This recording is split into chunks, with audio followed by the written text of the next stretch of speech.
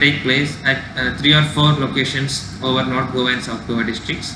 And even the heavy rainfall exceeding 6 centimeters also is going to take place over North Goa and South Goa district at 4 or 5 stations. Now, even the probability of rainfall exceeding 20 centimeters at 1 or 2 locations cannot be ruled out. So, regions such as Ghat sections, which usually get intense amount of rainfall, can even record up to 20 centimeters in 24 hours. Now, the rainfall intensity has been higher. So, it is requested that people who are staying near regions which are vulnerable for weather-related disasters, they should be taking extreme cautions. Now, from 17th onwards, once this low pressure region is weakening, from 17th onwards, rainfall activity is expected to decrease gradually.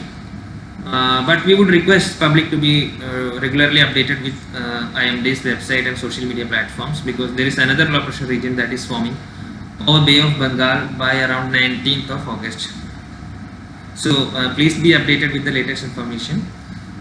And regarding fishermen warning, the winds within 75 kilometers from the coastal lines, they are going to be up to the speed of 45 to 55 kilometers throughout these 5 days starting from today. So fishermen are requested not to venture into sea for 5 days starting from today. The total cumulative rainfall over Goa in this entire season has reached 310 centimeters as of today. That's 27% higher than the normal value. And last year in the same time it was 300 centimeters and 24% higher than normal. So this year up to now, comparing to last year, we have got 10 centimeter higher rainfall.